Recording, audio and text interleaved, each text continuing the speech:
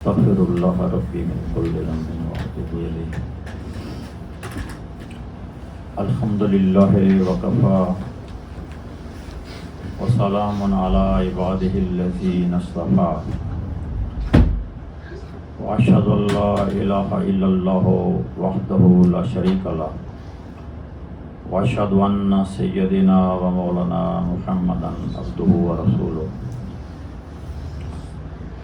اما بعد، قال رسول اللہ صلی اللہ تعالی علیہ وآلہ وسلم: انا مدینۃ العلم وعلی بابها.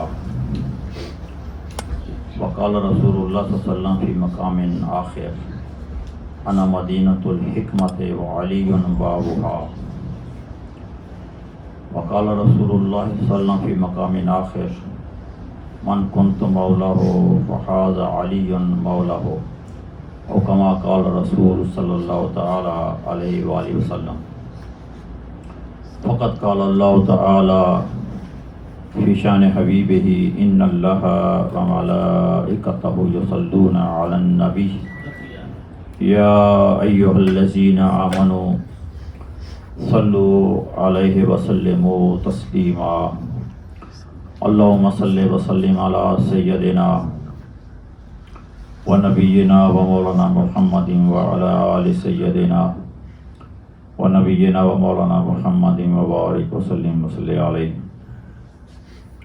اللہ رب العالمین کی بحد حمد و ثنا اور اللہ کے محبوب امت کے غمخوار آقا حضور صالح مآب صلی اللہ تعالی علیہ وآلہ وسلم پر دل و جان سے اور عقیدت و محبتوں کے ساتھ ہدیہ درود و سلام کے بعد قابل صد احترام برادران اسلام، السلام علیکم ورحمۃ اللہ وبرکاتہ. گزشتہ رات بھی ہمارے صوفی اسلامک سینٹر میں جو ہماری ہفتہ وار تعلیمی اور تربیتی نشست ہوتی ہے، اس میں حضرت مولا علی کرم اللہ وجہ الکریم کے حوالے سے ہم نے گفتگو کی ہے. کیونکہ 13 رجب آپ کی یوم ولادت ہے، تو آج اس نشست میں بھی اللہ رب العالمین کی توفیق سے چند ایک معروضات آپ کی خدمت میں پیش کروں گا، اس لیے کہ ابھی ہمارا نماز مغرب کا وقت بہت قریب ہے. چند ایک ساحتیں آپ کی سماعتوں کی نظر. حضور صالح مآب صلی اللہ تعالی علیہ وآلہ وسلم کے یہ جلیل القدر صحابی حضرت سیدنا علی المرتضی شیر خدا رضی اللہ تعالی عنہ وعلیہ السلام، اللہ رب العالمین نے آپ کو بڑی شانوں سے نوازا ہے اور بڑی رفتیں اللہ تعالیٰ نے عطا فرمائی ہیں. نبی کریم صلی اللہ علیہ وسلم کے جتنے بھی صحابہ کرام ہیں اور بالخصوص جو اکابر صحابہ ہیں، ان سب کا ہم دل و جان سے احترام کرتے ہیں اور ان کے ساتھ محبت اور عقیدہ رکھتے ہیں. لیکن اللہ کے رسول صلی اللہ تعالی وسلم کے صحابہ کرام میں سے اللہ رب العالمین نے ہر ایک کو الگ الگ فضیلتیں عطا فرمائی ہیں، مقامات عطا فرمائے ہیں. ان میں سے حضرت سیدنا علی المرتضی رضی اللہ تعالی عنہ، آپ کو اللہ رب العالمین نے منفرد مقامات سے نوازا ہے. اشرم وشرہ میں اگر دیکھیں تو آپ شامل ہیں. وہ 10 صحابہ کرام جن کو نبی صلی اللہ علیہ وسلم نے زندگی میں جنت کی بشارت دی تھی، کیونکہ سارے صحابہ جنتی ہیں، لیکن ان کو نبی صلی اللہ علیہ وسلم نے سب سے پہلے 10 صحابہ کرام کو جنت کی بشارت دی تھی. ان میں سے حضرت مولا علی بھی ان میں شامل ہیں. سبحان اللہ. دوسرا بہت بڑا اعزاز اللہ تعالیٰ نے آپ کو جو عطا فرمایا وہ یہ ہے کہ آپ نبی کریم صلی اللہ علیہ وسلم کے داماد ہیں. خاتون جنت سیدہ فاطمہ الزہرا سلام اللہ علیہا کے آپ شوہر نامدار ہیں. حسنین کی ریوائن کے بابا ہیں. سبحان اللہ. جنہوں نے قربانیاں دے کر کے اسلام کو ایک نئی زندگی عطا فرمائی. رانا صاحب کلام پیش کر رہے تھے، آپ نے سنا سماعت کیا ہے کہ ریت پر انہوں نے کہ تاریخ رقم کی ہے، اپنے خون سے تاریخ رقم کی ہے اور پھر ریت پر کی ہے کربلا کے صحرا میں. اور پھر مولا علی کرم اللہ وجہ الکریم کاتب وحی بھی ہیں. لوگوں نے نہیں سنا ہوگا لیکن یہ اولین کاتب وحی جو ہیں ان میں سے ہیں.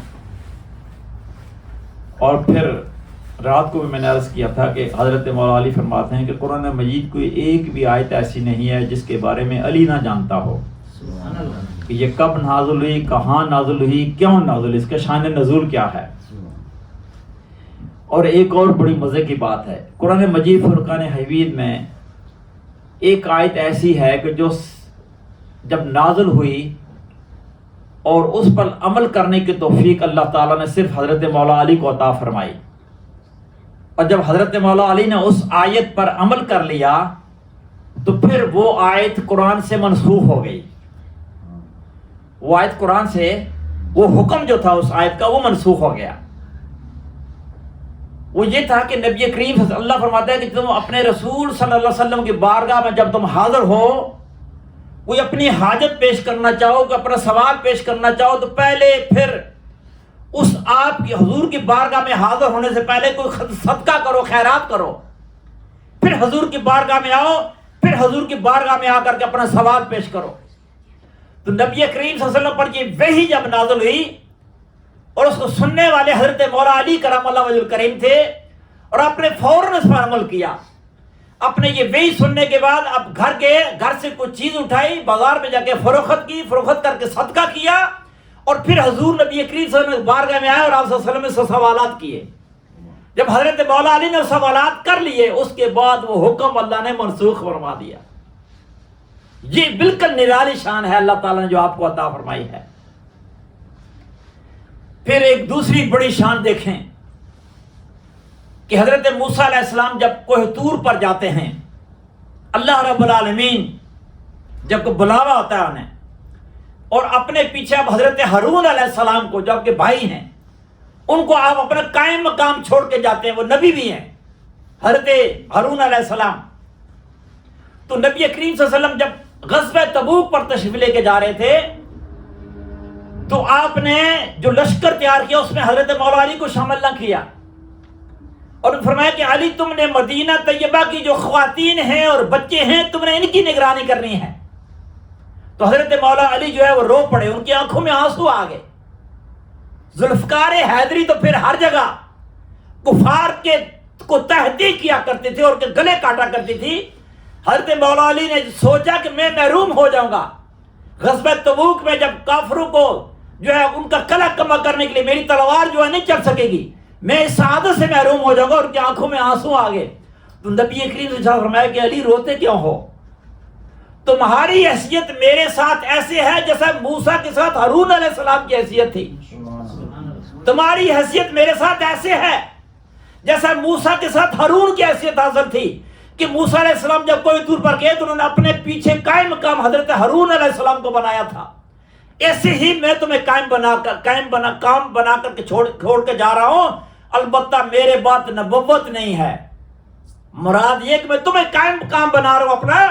حضرت موسیٰ علیہ السلام کے بھائی حضرت ہارون علیہ السلام نبی تھے لیکن تم میرے قائم مقام ہو، لیکن ہارون کی طرح نبی نہیں، اس لیے کہ میرے بعد سلسلہ نبوت نہیں ہے.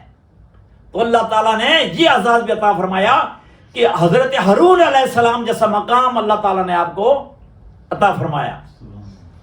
پھر ایک اور دوسری بات میں اس سے آگے بڑھانا چاہوں گا کہ جب مکہ فتح ہوا اور نبی کریم صلی اللہ علیہ وسلم جو ہے وہ کعبۃ اللہ کے اندر جو بت تھے، جو بت اصنام نصب کر رکھے تھے مشرکین مکہ نے، ان کو حضور نبی کریم صلی اللہ علیہ وسلم اپنے ہاتھ مبارک سے کلہاڑا لے کر کے توڑ رہے تھے.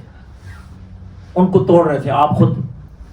جب ایک ایسا بت جو بہت اونچا نصب تھا، اونچی جگہ پر نصب تھا، تو حضرت علی نے عرض کی یا رسول اللہ علیہ وسلم آپ تشریف رکھیں نا، میں کندھا رکھتا ہوں اپنا، آپ اپنے قدم مبارک میرے کندھے پر رکھیں اور آپ اس کو توڑیں. تو نبی کریم صلی اللہ علیہ وسلم حضرت علی نے کندھا رکھا، نبی صلی اللہ علیہ وسلم نے اپنا قدم مبارک حضرت علی کے کندھوں پر رکھا، شانوں پر رکھا، تو حضرت علی اٹھ نہ سکے،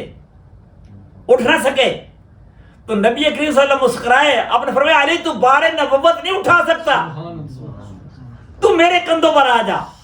نبی صلی اللہ علیہ وسلم خود کھڑے ہوئے، حضرت مولا علی کو اپنے کندھوں پر سوار کیا، اور پھر حضرت مولا علی نے وہ جو اونچی جگہ پر بت نصب تھا اس کو توڑا اپنے، اور نبی صلی اللہ علیہ وسلم نے فرمایا کہ علی کیا دیکھ رہے ہو؟ علی کیا نظر آیا؟ عرض کیا یا رسول اللہ، اللہ کا عرش میرے پہنچ میں ہے، میں اگر ہاتھ آگے بڑھاتا ہوں تو اللہ کے عرش کو میں چھو لیتا ہوں۔ سبحان اللہ، ماشاءاللہ۔ نبی صلی اللہ علیہ وسلم کے کندھوں پر، مبارک کندھوں پر سوار ہونے پر مولا علی فرماتے ہیں یا رسول اللہ میں اللہ کے عرش کو دیکھ رہا ہوں، اپنے سامنے پا رہا ہوں، اگر میں چاہوں تو اللہ کے عرش کو چھو لوں۔ سبحان اللہ۔ اللہ رب العالمین نے بڑے مقامات آپ کو عطا فرمائے۔ اچھا ایک اور بات بتاؤں آپ کو، یہ جو قرآن مجید پر احراب لگے ہوتے ہیں، ہم تو آج تک تاریخ پڑھتے رہے، وہ تاریخ جو خود ساختہ تاریخ ہے کہ حجاج بن یوسف نے یہ احراب لگائے تھے، لیکن یہ ٹوٹلی من گھڑت بات ہے، ٹوٹلی۔ سب سے پہلے قرآن مجید پر احراب لگانے والے جو ہستی ہے حضرت سیدنا علی مرتضیٰ کرم اللہ وجہ الکریم، آپ نے سب سے پہلے قرآن مجید پر احراب لگوائے۔ یہ غلط منسوب کر دیا گیا ہے حجاج بن یوسف کی طرف، وہ تو بہت ظالم شخص تھا، بہت ظالم شخص تھا، اس نے تو بڑے بڑے علماء اور مشائخ اور خصوصاً اہل بیت کرام جو ہیں ان کو شہید کروایا اس نے۔ یہ جو سندھ میں ہمیں تاریخ پڑھائی جاتی ہے کہ اسلام بر صغیر میں داخل ہوا، سندھ کے عرب سے سندھ میں داخل ہوا، اور وہ محمد بن قاسم کی وجہ سے داخل ہوا، ایسی بات بھی، یہ بھی غلط ہے۔ حجاج بن یوسف کے ظلم و ستم سے تنگ آ کر کے اہل بات پاک کے خاندان کے جو لوگ تھے انہوں نے وہاں سے ہجرت کی، عرب کے علاقے سے، اور سندھ میں داخل ہوئے، اور حجاج بن یوسف نے محمد بن قاسم کو ان اہل بیت کرام کے تعاقب میں بھیجا تھا لشکر بنا کر کے، ان کو پکڑنے کے لیے اور مارنے کے لیے۔ مگر یہ ساری ایک کہانی بنائی گئی ہے کہ راجہ دار تھا اور ایک مسلمان خاتون تھی، اور اس نے فریاد کی، اور پھر حجاج بن یوسف نے محمد بن قاسم کو لشکر دے کر کے یہاں بھیجا۔ اس کا کوئی حقیقت سے تعلق نہیں ہے۔ اسلام جو جب داخل ہوا بر صغیر میں، وہ اہل بیت پاک کے خاندان کے ہستیاں اور لوگ تھے جو عرب سے ہجرت کر کے ان کے ظلم و ستم سے تنگ آ کر کے یہاں سندھ میں داخل ہوئے تھے، اور پھر ان کے آگے وہاں سے اسلام کی روشنی جو ہے وہ پھیلی ہے۔ تو حضرت مولا علی کرم اللہ وجہ الکریم، ہمارا وقت چونکہ نماز مغرب کا ہو چکا ہے، میں اس سے زیادہ گفتگو نہیں کر سکوں گا۔ اللہ رب العالمین آپ کو بڑی شانوں سے نوازا ہے، بڑی شانوں سے نوازا ہے، اور پھر جتنے کفار آپ نے تہتے کیے ہیں وہ تاریخ میں اس کی کوئی مثال نہیں ملتی۔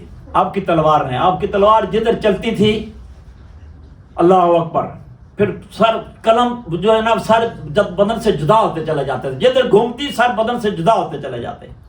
اور آپ کو میں نے عرض کیا تھا کہ 13 کا ہنسا جو ہے، جیوز جو ہے یہود، ان کو بالخصوص اس سے کتنی چڑ ہے کہ 13 رجب حضرت مولا علی کی یوم ولادت ہے، تو یہودی آج بھی، آپ اگر بعض ممالک میں یہ ہے کہ جو 13 کا جو ہنسا ہوتا ہے، یہ 13، اس کو وہ نہیں لکھتے، نہ پڑھتے ہیں نہ لکھتے ہیں، 15-2 اور 11+2 اس طرح کر کے وہ کرتے ہیں اس کو۔ وہ اس کے پیچھے وہی ہے کہ 13 کا ہنسا جو ہے اس سے ان کو نفرت ہے کہ یہ حضرت مولا علی کی یوم ولادت ہے، اس کی وجہ سے، کیونکہ سب سے زیادہ یہودیوں کو قتل کرنے والی حضرت مولا علی کرم اللہ وجہ الکریم ہے۔